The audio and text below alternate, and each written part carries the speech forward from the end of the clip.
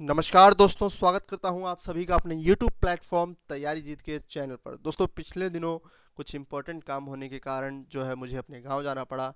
इसी कारणवश मैं रेगुलर वीडियो अपलोड नहीं कर पाया। इसके लिए मैं आप सभी से क्षमा चाहता हूं।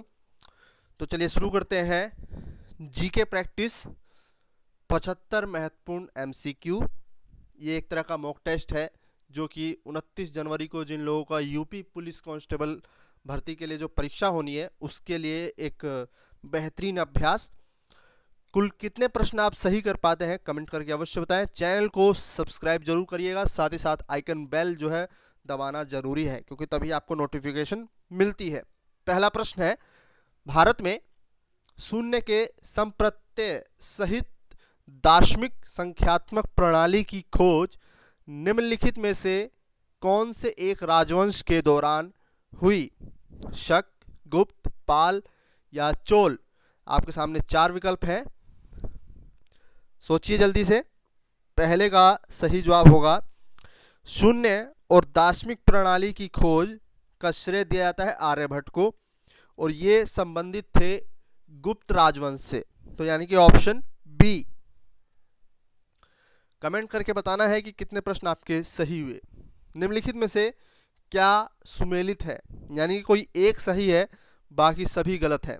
एलोरा का निर्माण शकों के काल में हुआ, महाबलीपुरम राष्ट्रकूटों के काल में, मीनाक्षी मंदिर पल्लव, खजुराहो, चंदेल शासकों के बीच में काल में। तो ये सरल प्रश्न है, अगर आपने रेगुलर हिस्ट्री पढ़ी है तो यहाँ मुश्किल नहीं आएगी।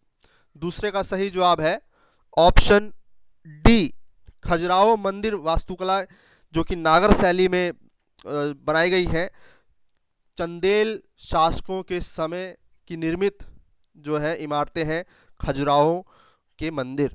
ठीक है, तो यहाँ पर सही जवाब है चंदेल शासक। खजुराहो के मंदिर किस शैली पर बने हुए हैं? नागर शैली पर।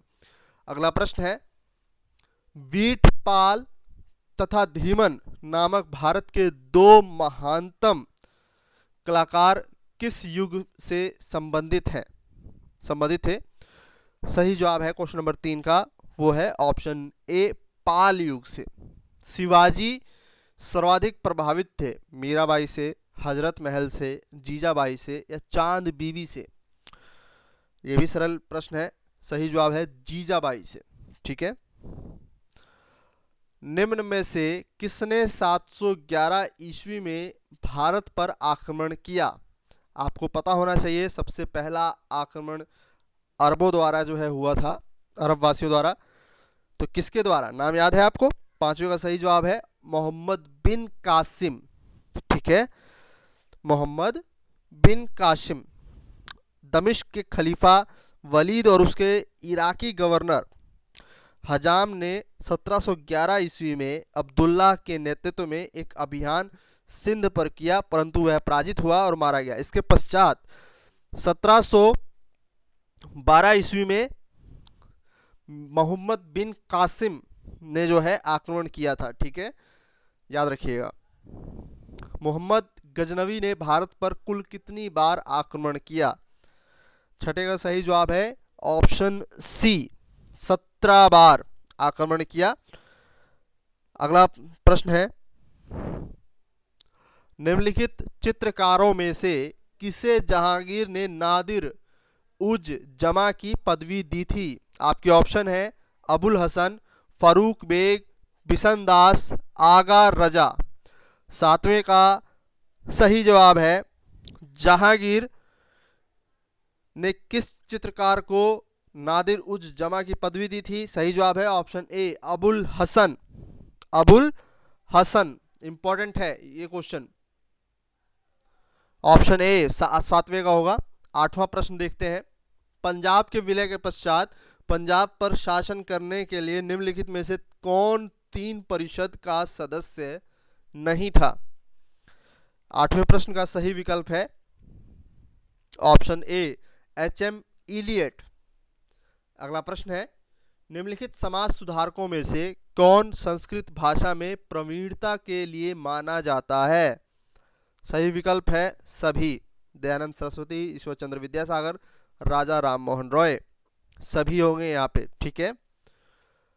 लवण प्रभावित मृदाओं का सर्वाधिक क्षेत्रफल वाला राज्य कौन सा है? तमिलनाडु, राजस्थान, गुजरात, आंध्र प्रदेश। लवण प्रभावित मृदाओं का सर्वाधिक क्षेत्रफल वाला राज्य कौन सा है? 10वें का सही जवाब है ऑप्शन सी, गुजरात। निम्नलिखित में से किस भारतीय राज्य में अनुसूचित जनजातीय आबादी का संकेंद्रण सबसे अधिक है? मध्य प्रदेश, असम, उड़ीसा, बिहार।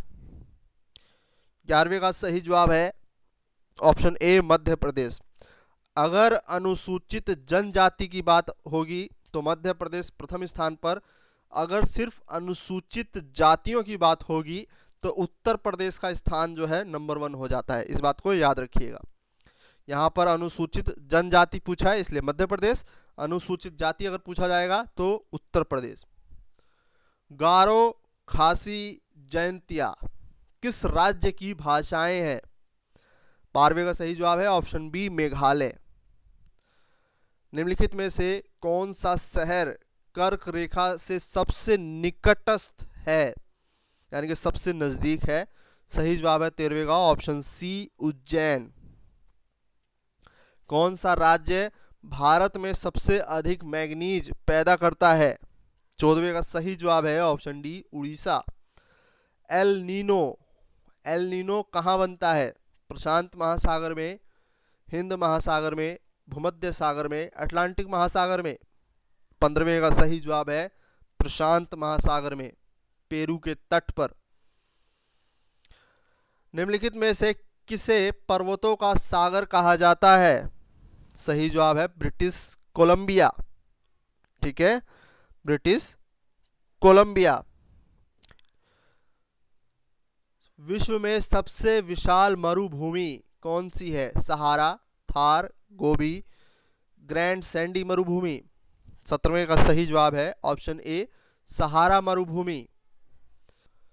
किस संशोधन के द्वारा संपत्ति का अधिकार समाप्त कर दिया गया था? ऑप्शन 24, 44, 25, 42। 18वें का सही जवाब है ऑप्शन बी, 44वें संविधान संशोधन द्वारा। ठीक है, याद रखिएगा। अब इसकी वर्तमान स्थिति है अनुच्छेद 300 क में। निम्नलिखित में से कौन संसद का अनन्य भाग नहीं है? सही जवाब है उपराष्ट्रपति। संसद मिलकर बनती है राष्ट्रपति, राज्यसभा और लोकसभा से। यहां पर बी होगा 19वें का। न्यायिक पुनरावलोकन जिसकी बात की गई है भारतीय संविधान के अनुच्छेद 137 के तहत, जो है सुप्रीम कोर्ट को न्यायिक समीक्षा का अधिकार है। फिलहाल यहाँ पर प्रश्न ये पूछा गया है कि न्यायिक पुनरावलोकन प्रचलित है केवल भारत में, केवल यूके में, केवल यूएसए में, भारत और यूएसए दोनों में? सही जवाब है 20वें का ऑप्शन डी, भारत और यूएसए दोनों में। भारतीय संविधान के अंतर्गत कितने प्रकार का आपातकाल होता है? इमरजेंसी कितने प्रकार की है भारतीय संविधान में? सही जवाब है ऑप्शन सी, 3 प्रकार की। युद्ध और बाह्य आक्रमण या सशस्त्र विद्रोह के कारण लगाया गया आपात, अनुच्छेद 352, अनुच्छेद 356 राज्यों में संवैधानिक तंत्र का विफल हो जाना, और वित्तीय आपातकाल अनुच्छेद 360, और अब तक एक बार भी वित्तीय आपातकाल नहीं लगा है। लोकसभा का स्पीकर किसे संबोधित कर अपना त्यागपत्र देता है? सही जवाब है ऑप्शन सी, लोकसभा के डिप्टी स्पीकर को। सही जवाब होगा लोकसभा के डिप्टी स्पीकर को। भारत में 2013 तक कितने संविधान संशोधन का क्रियान्वयन हो चुका है? तो 23वें का सही जवाब है ऑप्शन डी, 98। अगला प्रश्न विज्ञान से रिलेटेड है, ध्यान से पढ़ें इसको। निकट दृष्टि दोष, जिसको कि इंग्लिश में मायोपिया भी कहते हैं, निकट दृष्टि दोष की रोक मुक्ति किस प्रकार के लेंस के द्वारा होती है? उत्तल लेंस, अवतल लेंस, सिलेंडरी लेंस? 24वें का सही जवाब है ऑप्शन बी, अवतल लेंस। जिसको कि कॉन्वेक्स लेंस भी कहा जाता है। 24वें का सही जवाब है ऑप्शन बी अवतल लेंस। निकट दृष्टि दोष से पीड़ित व्यक्ति निकट की वस्तु तो स्पष्ट रूप से देख लेता है, परंतु दूर की वस्तुएं उसे जो है साफ से दिखाई नहीं देती हैं। इसी दोष को दूर करने के लिए अवतल लेंस का प्रयोग किया जाता है। एक व्यक्ति एक संवेदनशील तराजू पर खड़ा है। यदि वह गहरी सांस अंदर लेता है तो तराजू की रीडिंग बढ़ेगी, घटेगी या रीडिंग पर कोई प्रभाव नहीं पड़ेगा। सही जवाब है ऑप्शन सी, रीडिंग पर कोई प्रभाव नहीं पड़ेगा। स्वर्णकारों द्वारा प्रयोग में आने वाला एक्वारेजिया निम्नलिखित को मिलाकर बनाया जाता है। 26वें का सही जवाब क्या है? ऑप्शन बी नाइट्रिक अम्ल तथा हाइड्रोक्लोरिक अम्ल, ऑप्शन बी। साइट्रोट्रॉन ऐसा संयंत्र है जिससे उत्पन्न किया जाता है विद्युत ऊर्जा, कृत्रिम मौसम, ध्वनि, पर्दे पर चित्र। साइट्रोट्रॉन। 27वें का सही जवाब क्या होगा? कृत्रिम मौसम। साइट्रोट्रॉन ऐसा संयंत्र है जिससे उत्पन्न होता है कृत्रिम मौसम, ऑप्शन बी। प्रोटीन बनाने के लिए अमीनो अम्ल आवश्यक होते हैं। 10, 15, 20, 25। 28वें का सही जवाब है ऑप्शन प्रोटीन बनाने के लिए 20 प्रकार के अमीनो अम्ल की आवश्यकता होती है, ऑप्शन सी। वनस्पति कोशिका तथा प्राणी कोशिका का अंतर किसकी उपस्थिति से स्पष्ट होती है? 29वें प्रश्न का सही जवाब है ऑप्शन ए कोशिका भित्ति।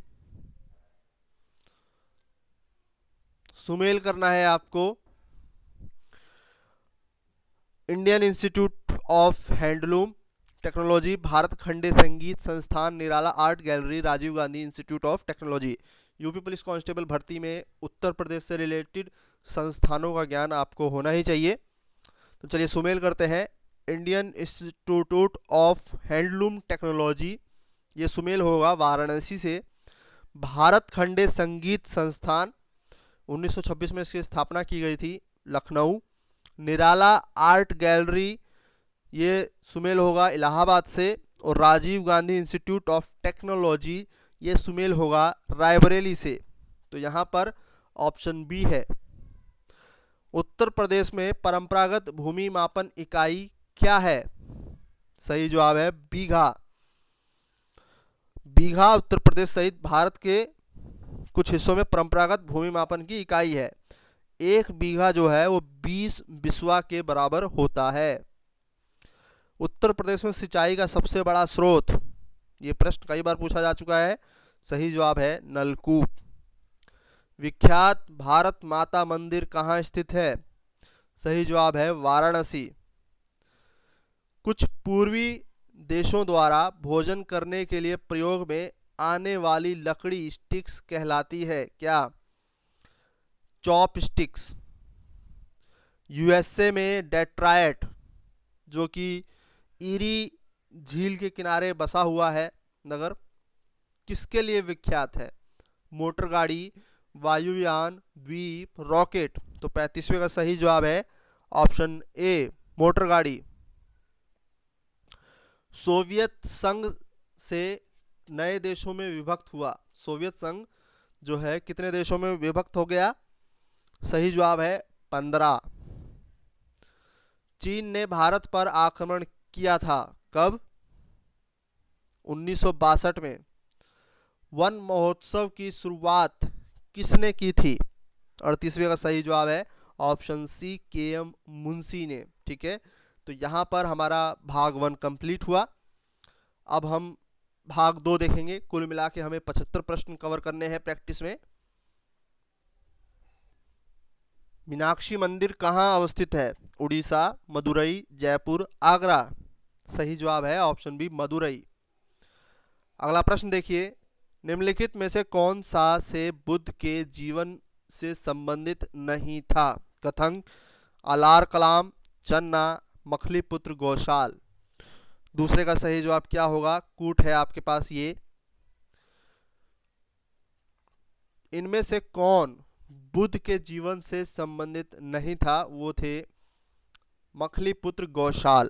ठीक है, तो कथंक अलार कलाम गुरु थे उनके, कथंक अलार कलाम चन्ना, ये सभी संबंधित थे बुद्ध के जीवन से, जबकि मखलीपुत्र गौशाल जो है ये संबंधित नहीं थे।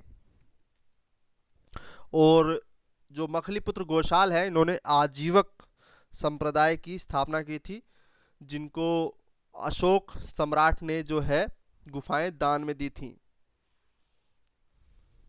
यहाँ पर बी होगा।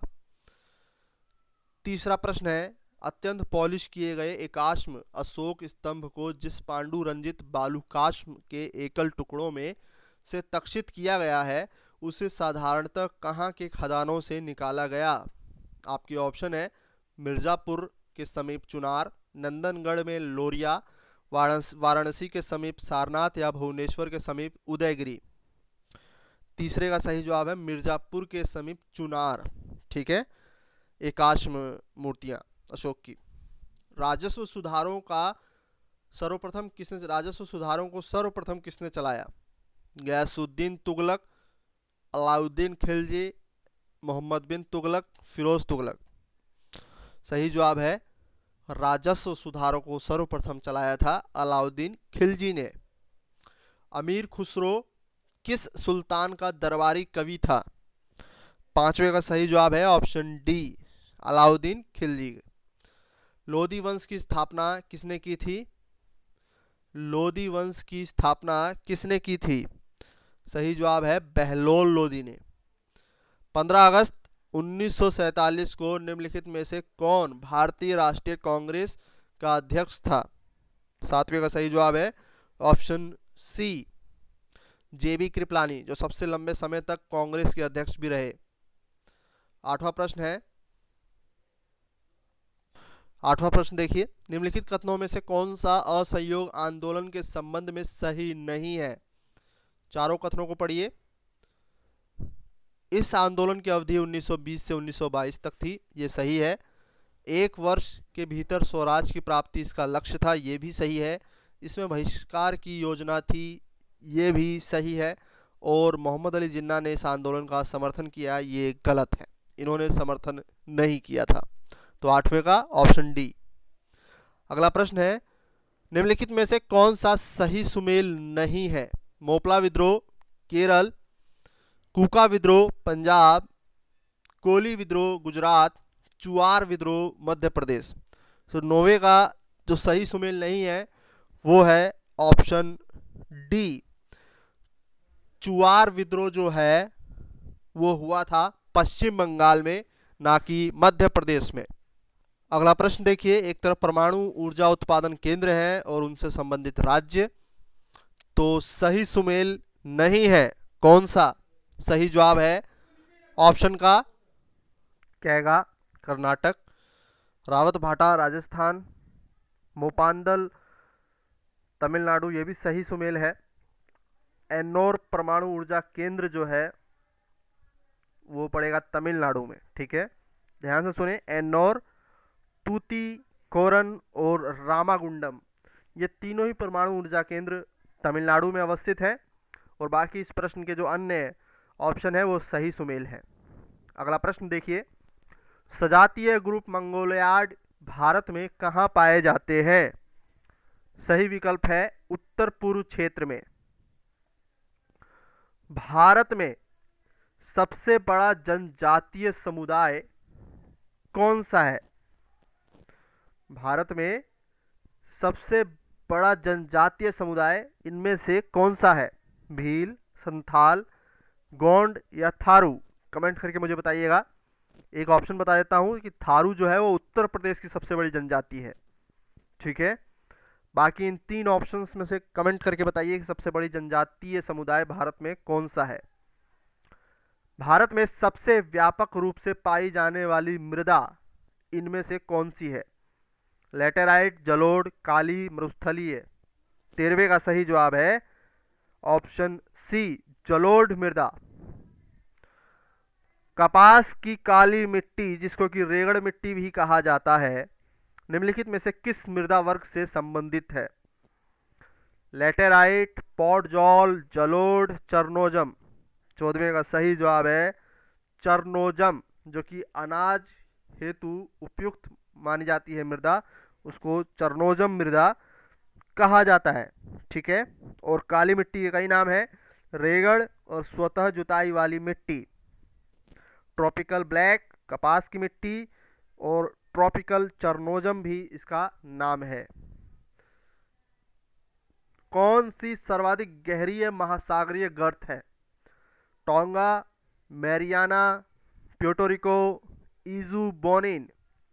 15वें का सही जवाब है ऑप्शन बी, मैरियाना, जिसका दूसरा नाम है चैलेंजर गर्त, प्रशांत महासागर में सबसे गहरी महासागरीय गर्त है। निम्नलिखित में से कौन सा एक सही सुमेल नहीं है?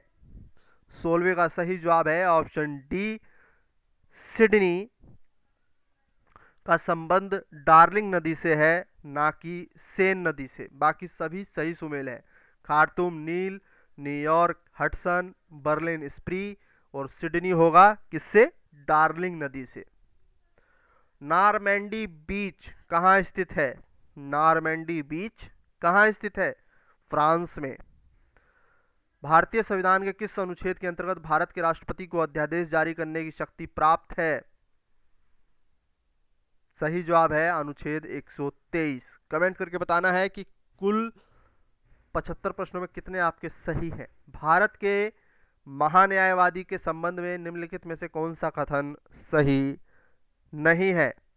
वह मंत्रिमंडल का सदस्य नहीं है, ये सही है। उसे संसद के दोनों सदनों में बोलने का अधिकार है, बिल्कुल है।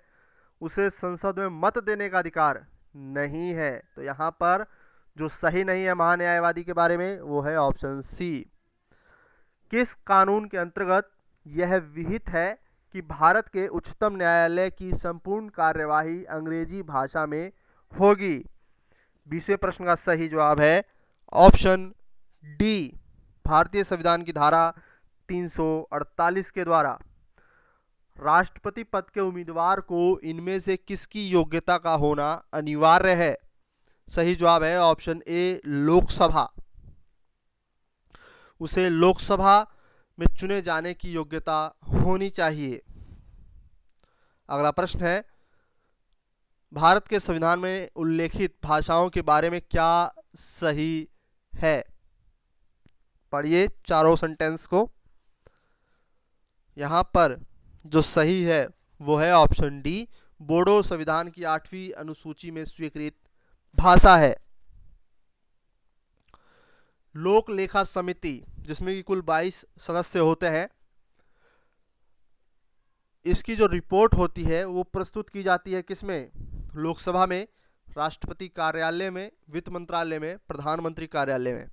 तो सही जवाब है 23वें का ऑप्शन ए, लोकसभा में। खगोलीय दूरदर्शी से बना प्रतिबिंब क्या होता है? काल्पनिक और बड़ा। एक अंतरिक्ष यात्री अपने सहपाठी को चंद्रमा की सतह पर सुन नहीं सकता। ये तो सरल प्रश्न है। सही जवाब है 25वें का ऑप्शन सी, ध्वनि प्रचारित करने का कोई माध्यम ही नहीं है, कोई वहाँ पे पार्टिकल्स ही नहीं है, हवा ही नहीं है, माध्यम नहीं है, जिसके कारण से एकदम समीप खड़े दो अंतरिक्ष यात्रियों की अपनी आपस की आवाज़ भी सुनाई नहीं दे सकती। अगला प्रश्न देखिए, सभी जैव यौगिकों में सर्वाधिक आवश्यक मूल तत्व कौन सा होगा? आपके ऑप्शन है गंधक, कार्बन, ऑक्सीजन, नाइट्रोजन। सही जवाब है कार्बन।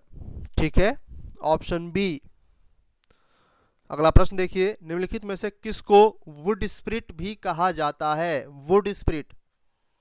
27वें का सही जवाब है ऑप्शन ए, मेथिल अल्कोहल। प्रालेथ्रीन है एक सामान्य पीड़ानाशक, पेशी शिथिलक, मच्छर विकर्षक या केश रंजक।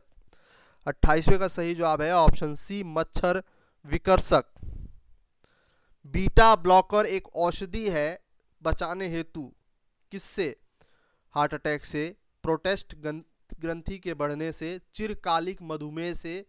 बीटा ब्लॉकर 29वें का सही जवाब है ऑप्शन ए। हृदय जो हार्ट अटैक होता है, हृदयघात होता है, उससे बचाने के लिए बीटा ब्लॉकर एक औषधि है। निम्नलिखित स्थानों में से कहां पर शाकुंभरी देवी मेले का आयोजन किया जाता है? वाराणसी, विंध्याचल, मेरठ, सहारनपुर। 30वें का सही जवाब है ऑप्शन डी, सहारनपुर में। उत्तर प्रदेश में कितने सामान्य केंद्रीय विश्वविद्यालय हैं? आज की तारीख में कुल 6 केंद्रीय विश्वविद्यालय हैं।